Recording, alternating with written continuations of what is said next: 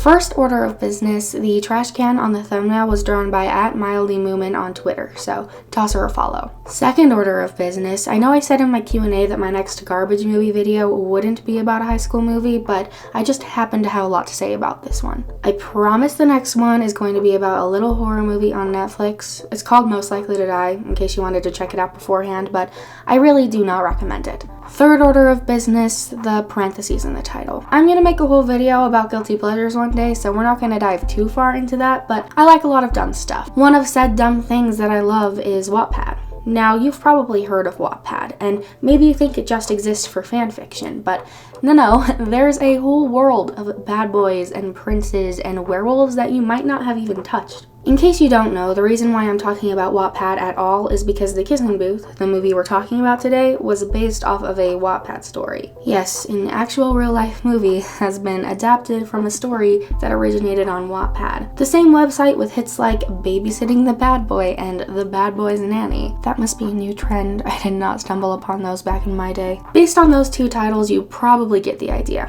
I mean, there's a lot of genres on the site, but it mostly is just a place for young girls to live out their most unrealistic, romantic fantasies through fictional stories. I discovered Wattpad in 2013, and you want to know the really embarrassing reason why? I had just seen the movie The Host and wanted to download the book for free. I did not find The Host, but I did end up reading a book that basically stole its plot from She's All That. From then on, it was basically a staple of my middle school life, and I still occasionally read stories on there now. Granted, I try to find good ones. In case you don't believe me, here are my physical copies of It All Started with an Apple and My Life with the Walter Boys. Yeah, I bought these. So I feel like already being exposed to the wild world of Wattpad, I wasn't as turned off by this movie as others might be. Full disclosure, I didn't even know it was based on a Wattpad book until after I watched the movie, but as I watched it, I kept thinking, this is straight out of Wattpad. I'm not lying, I literally had those thoughts. My sister can vouch for me because I told her about it. Anna, can you confirm that before I knew The Kissing Booth was a Wattpad story, I told you that it reminded me of Wattpad? Yeah, it's a Wattpad story? Yeah, I told you that. I don't think you did. But yes, you did. Okay, Say that. good. Like that it was a thing before you knew it was a thing. Or before I even knew it was a thing. Okay, great. So when I found out my intuition was spot on, it all made sense. I may have never read The Kissing Booth specifically, but Wattpad comes with its own set of tropes and cliches that are obviously apparent in this movie. And don't get me wrong, I'm not saying nobody who hasn't read a Wattpad story would enjoy it. Based on how big it's gotten, it's obviously exceeded that demographic. I just think that's why I was more open to it. As I was watching it, I became a 12-year-old version of myself. I knew it was ridiculous, but it was simultaneously everything I'd ever wanted. It seems like a lot of other people have a love-hate relationship with it as well, which is validating for me. I just thought I might be stupid. So even though I'm about to make fun of it, because believe me, it's really easy to make fun of, I just want all you other Kissing Booth stans to know, I understand you. I get you. But I think even you can admit, it's kind of dumb. And that doesn't make you or me dumb for liking it, it's just a dumb thing we enjoy. Unless you genuinely think it's a cinematic masterpiece, then to each their own, I guess. Let's just make fun of it now, because that's what everyone under the sun wants from me. So in the beginning, Ramona basically explains her whole life in 5 minutes, which is interesting, but I thought it was cute. What's really weird to me is that she says, "For as long as I can remember, Lee and I have absolutely loved to dance." instead of "we loved to play Dance Dance Revolution," which is what she really means. Like, being a dancer is not the same thing as playing DDR. You're technically dancing, but you wouldn't call a player a dancer. My cousins Deegan and Koda were watching this movie the other day, and 2 minutes in they were like, "Julia, is this a dance movie?" And I was like, "No." And they were like, "Then why is she talking about dance?" And I was like, "Couldn't tell you." Because really, this confusion that Deegan experienced would have been so easy to avoid if it was just phrased regularly. Anyway, she explains that her best friend is Cole from F the Prom. Yeah, I guess this guy is just the face of my channel now. And she has a crush on his older brother Noah, but Lee, which is Cole's new name, made it a rule in their list of friendship rules that she cannot date him. Oh, the legal bindings of friendship. So she pretends she doesn't have a crush on him. Got it? Because that's basically the plot. Everything else that happens is just teenage girl wish fulfillment. When did you get the boobs? The love interest, everyone. apparently the best way to be desirable is to ask really inappropriate questions that would probably sound awkward coming out of any real human's mouth. This is how you get a girlfriend, fellas. Make her uncomfortable in her own skin. Human growth hormones or something. Wait. Haha. Girls go through puberty. Hilarious. Let's laugh about our friend's boobs as if she's not clearly uncomfortable. I wish I had a Noah Flynn in my life. So Ramona is getting ready for school when she bends over and rip my pants. When Big Larry came. Apparently her other pairs are at the cleaners, so she has to wear an old skirt, which means her booty is hanging out, because this movie will truly stop at nothing to sexualize its main character, which is uncomfortable because she's meant to be 16. Anyway, somehow the entire school is flabbergasted that she has a developing body, or should I say, lady bumps. You are aware of the fact that your lady's shape sort of changed over the last summer, right? This is a giant pet peeve in Wattpad books and media in general for me. This idea that if you throw makeup on or wear something more revealing than usual, it'll be a huge deal to everyone. This was the moment that happens to all of us, when you suddenly go from invisible to everyone staring at you. This doesn't happen to anyone. It happens in movies I love too. Not only is it an unhealthy mindset for girls or anyone to have that you'll be more popular if you focus on your looks, that everybody cares what you're wearing and what you look like, it's also so untrue. I mean, newsflash, there was a lot of pretty girls in high school. Nobody's going to bat an eye at one girl's transformation, except maybe her circle of friends. I think I'm starting to sound sick. Don't worry about it. It's because I am. I thought I waited it out, but I sound groggy still. It's fine. Don't worry. It's fine. So then she literally gets groped by some guy. We'll talk more about him soon. And Lee tries to square up, but he's too frail, which means the almighty Noah has to step in. The boys in this movie are really aggressive. We haven't even seen the half of it yet. We're only 9 minutes in. Wearing a skirt like that is asking for it. Oh, seriously? You want to go down that road? Nah. I kind of just played the whole sexist conversation out in my head, and it always ended with me sounding like a dick. Dude, you checked that off the list a couple lines ago when you said, wearing a skirt like that is asking for it. I mean, come on. This movie wants to have it both ways. They want Noah to be controlling, aggressive, possessive, and cocky, because sadly that's the Wattpad standard of a love interest, but they can't commit to that because a Netflix audience knows those are horrible traits to have in a romantic partner. So they have him act outlandishly sexist and borderline abusive, but make sure he either backpedals or Ramona calls him out for the sake of being self-aware. But just to be clear, Noah knowing that he's sexist or other characters acknowledging his unhealthy aggression does not fix it. Being self-aware is pointless without change. Dude, touch my lady bum. There's Lady Bump again. Why do they do this? Anyway, Ramona gets approached by who she calls the OMG girls at lunch. I won't derail too much about them because as far as teen girl villains go, they're not the worst. Like, at least they feign politeness and hardly show up so I don't have to think about them. The only reasons they exist are 1, apparently every high school movie needs an over-the-top HBIC antagonist, and 2, ultimately it's their fault Noah and Ramona get together. After the first act, you can forget they were ever there. Kissing booth! Oh, the perfect carnival fundraiser! Oh, yes! Oh! Also, I love the irony. A girl who's never been kissed does a kissing booth? What?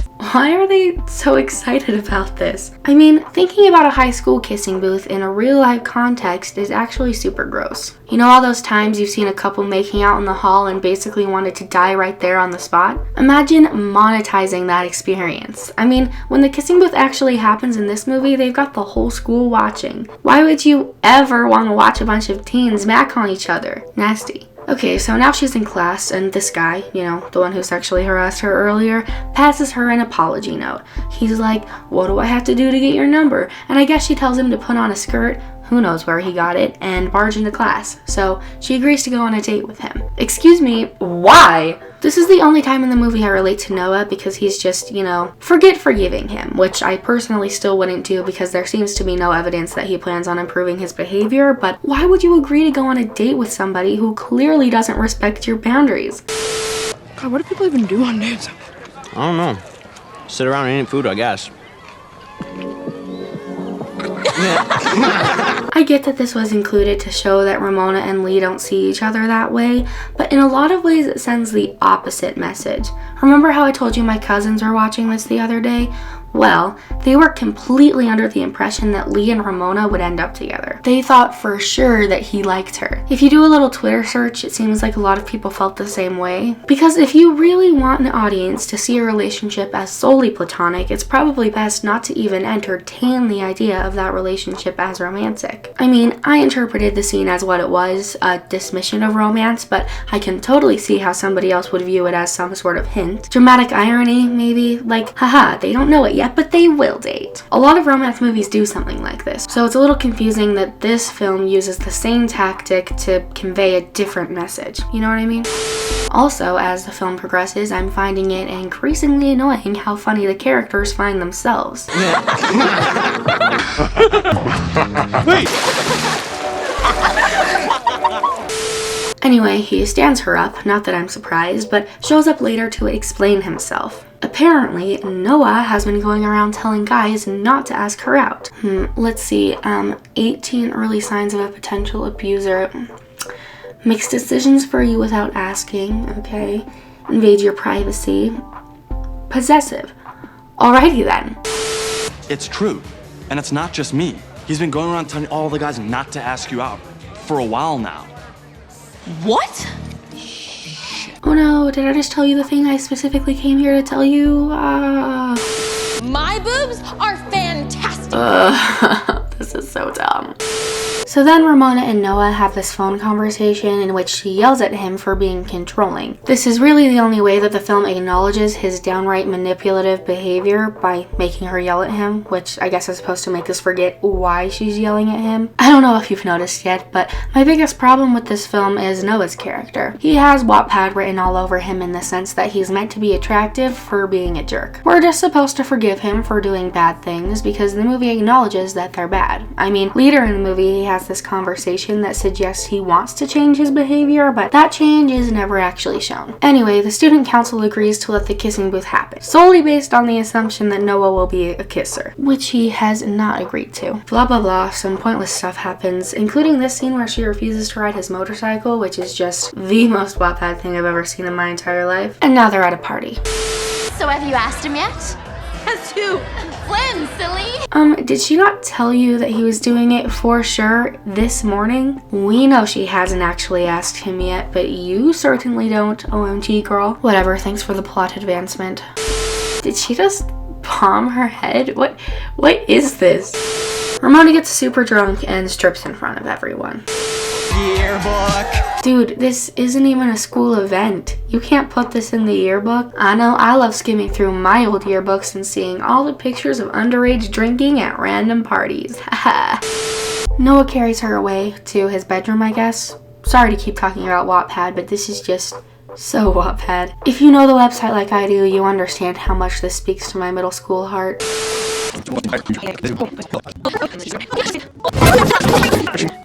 How many times are we gonna make Ramona take off her clothes? Stay tuned. She convinces the OMG girls to work the booth. And now we're here. Lee and Ramona got in a paint fight at school because they're cute, playful friends. So she goes to the bathroom to wash off. Sadly, she walked into the bathroom with her eyes closed because she's an idiot, I guess, and accidentally walked into the boys' bathroom. And as if that wasn't bad enough, the first thing she does is take off her shirt. Like, why can't you just splash your face with your shirt on? Now that the water gets on your chest, like, even if you thought you would change in the bathroom, why is your first instinct to strip without even seeing if anyone else is around, girls or otherwise? Is it really just so that this movie doesn't go even 5 minutes without showing off her body? I'm confused. Whatever, all the boys whistle and holler, which upsets Noah, so he pretty aggressively tells her to leave, which upsets her, so then she starts dancing around. Listen, I don't get it either. Like, why is she doing this? Everything we know about her tells us she does not like showing off her body, so she's gonna do it just to spite him? This has gotta be the dumbest part of the entire movie. I mean, why is every single guy totally comfortable as well? Because in this movie all of them have abs? I know more than a handful of guys from high school who in this situation would be like, why is this girl running around? Like, I'm just trying to get ready for gym. Anyway, now it's time for the carnival. Basically, for a while, you just watch a bunch of people make out. It's kind of gross, actually, but eventually the plot happens. So the only reason Ramona got a bunch of people to do the kissing booth was because she told them Noah would be there, which he wouldn't be, but everyone calls Noah Flynn because it's his last name, which means it's also Lee's last name, so you get the idea. He goes up instead, but all the girls start ripping up their tickets, which is just so mean, except one goes and kisses him and they're dating now. So he goes to hang out with her and Ramona is left to run the booth alone. The OMG girls, doing the one and only thing they're relevant for, decide to force Ramona into working the booth in their place as revenge for lying about Noah. Unlucky for them though, Noah does decide to show up and now he's gonna be kissing her, but we all knew that was coming. I feel like you might want me to make fun of the fact that the camera spins around them and there's fireworks in the distance and the kiss sign starts flashing, but I actually thought it was cool. I mean, visual representations of feelings in a movie? Sign me up. I will say it was weird when they played the clip of him going in twice. I mean, why? So then she just runs away to tell Lee. I guess just screw all the other guys in line, right? Just don't end up grinding coochies with my brother. Grinding coochies? Or I'll literally never talk to you again.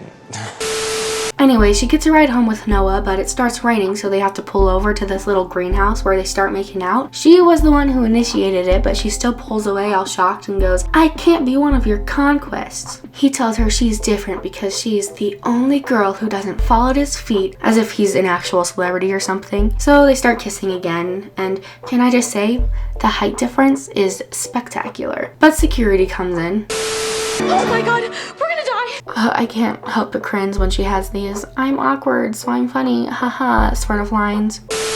Apparently the security guard knows Noah because this is his makeout spot, which is kind of confusing to me because they really did pull over because it was dangerous, right? I mean, that's what it looked like. Was he just saying that so he could take her here? And if he was, then why did he get all shocked when she kissed him? I just don't understand his motivation in this situation, and I would like to. It's kind of important, right? Whether or not he intended to hook up with her. And believe me, I wouldn't put it past him, but still. So now she's taking off her shirt again, and it's really all you need to know about this scene. This movie has a lot of feel-good high school scenes where everyone's just hanging out, having a good time. That must be what cool people do in a high school. I wouldn't know. But my point is, half the runtime would be gone without these Ramona having fun montages. Some guy starts hitting on Ramona and still proceeds when she makes it clear she's not interested, so here comes Noah, of course. He really embodies a sort of modern white knight trope where the good guy comes in to save the day from the predatory guys. The annoying thing is that I can't sit here and tell you it's a bad thing. Like,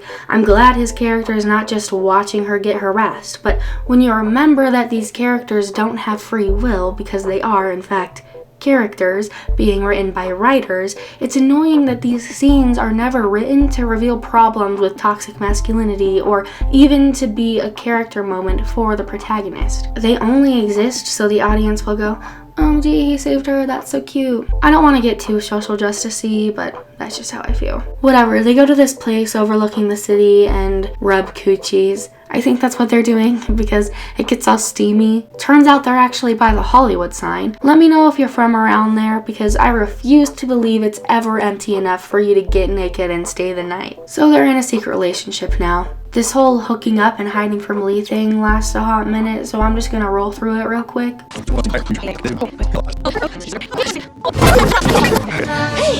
I thought I heard moaning. I was watching porn. Oh. Can I watch? Why would he want to watch it with her? That's so weird.